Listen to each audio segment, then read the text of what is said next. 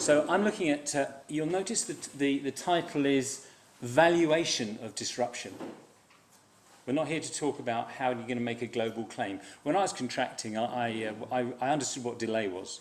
Delay is something that takes me too long to do, which leaves me with costs I didn't want to have, and I end up making a delay claim and a delay cost claim. We all understand about delay. I'm late for work, I get into trouble, that's delay.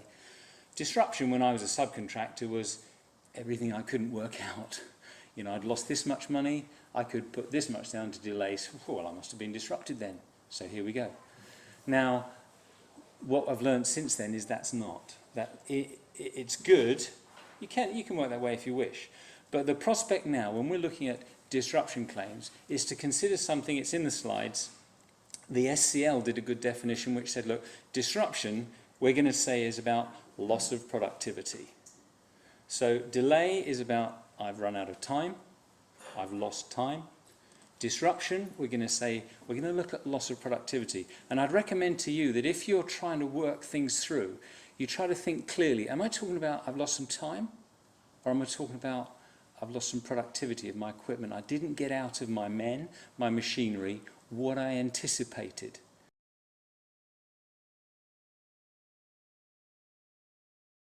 We're in a meeting one afternoon, and the guy I was with said, oh gosh, we've got to go to our monthly delay meeting because we have to do a report under the contract. Thumbing through FIDIC, looking for the monthly delay report. It was actually a brilliant piece of work, I thought, by the contracts manager. He instigated a system where every 4 weeks, all the key players sat down in a room, worked out what the delay problems were, updated the previous report, and handed it in every 28 days. They made sure everything they could think of was included in a report and handed in every 28 days. There's no way they missed the notice provisions. It was a great little scheme for making sure they picked up and stuck with the notice provisions. I think if they missed things, it was because it was missable.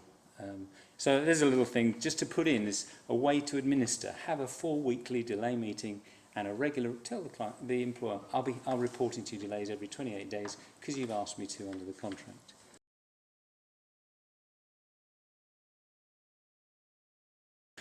So it was an airport job, and so we got a groundwork contractor whose job was to excavate the general very poor ground, replace it with gravel layers, and pat it all down and call it an apron and a car park. That was really what the specification was. Now, we've touched on here on what we're going to refer to as disruption. We'll just stop here. So it's disturbance or hindrance of or interruption of a contractor's normal work process, resulting in lower efficiency or lower productivity than otherwise would be achieved. When we measure delay, we say, here is my plan, here is what happened. And we say the difference between what I tried to do and what I did do is what I'm going to say is my delay. It's going to be the same with loss of productivity. Notice it's the change to the normal work process. So if you're going to make this succeed, you need to first of all understand your own normal plans, understand your own plans. Secondly, communicate those plans, because otherwise you're always coming from the back foot. Look, what I would have done is this. You didn't know it, but what I would have done if you hadn't made... So the program is a really good place to declare your resourcing, but it leads to prevention of the planned flow or quantity of work and leads to a decrease in the level of utilisation or output. That comes from the SCL protocol. How do we demonstrate disruption? So we've said there, a variance from planned performance. We look at the productivity absent the event. What would have happened if this variation had not been instructed? That's how we first of all set out our course. We're not necessarily here talking about a claim, an arbitration, a dispute. We're talking about John Delaney, QS, making sure that he's picked up the effect of this variation when he values it in the normal run of the works. It might be called a claim at that point, but it's not a dispute. We're just doing our job. And we're trying to pick up on the effect of this variation. And we say, look, this is the plan I had. Now, isn't it better if we've already declared that plan? We've handed in a resource program, as we've been asked under the contract. Does the Public Works contract ask for the program to be resourced? Don't recall. It has progress reports, but I don't think it's the same. Well, I recommend that you do set about setting out what your plan is. A thing which I see in contracting, I was part of it, We tend to think that let's not tell people what we're going to do because we might want to change. We might want to duck and dive. I've honestly not been in a dispute yet, whereas it turns out it wouldn't have been better if the cards were on the table from the beginning, because it's a lot easier to say, that was my plan, you knew it, I told you, and this is where it went from there. I haven't been in a dispute where it wouldn't have been better for that to be out on the table, first of all. So we start from where we are. We need to consider whether there was inadequacies, insufficiencies, exceptional profitability here and there when we make our proposal for that. Then we look at the productivity with the event, what's happened, what's the change, and we look at the increase or difference.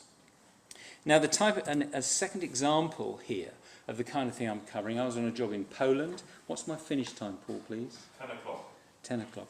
In a job in Poland, so the contractor there was excavating a load of poor clay, and then being asked to improve the clay by mixing in lime, then replace it, roll it, and that became the sub-base layer. Now, the nature of the clay was much worse than was expected, and so there needed to be more lime added and more rolling.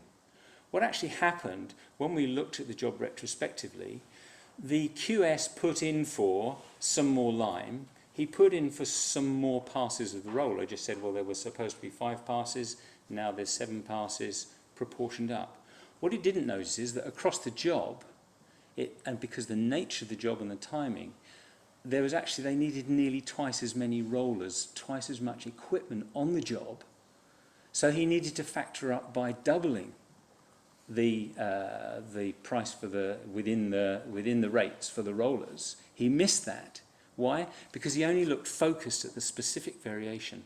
And what we found was that if you looked across how the whole job now needed to be administered, he needed his analogous rate, his similar rate, needed to take account of this change in the utilisation.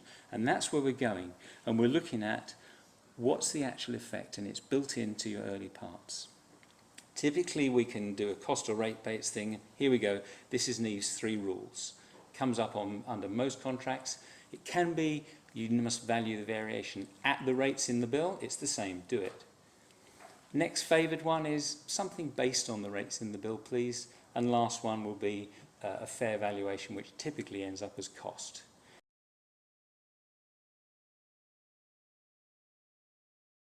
So the key then to our valuation is measure the change in the utilisation is what we're looking at. Determine whether we're the costs or net rates, gross rates if appropriate, so have a look at what we're allowed to do under the contract.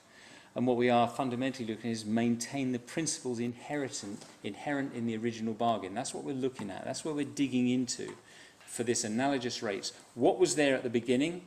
How does it change by this variation?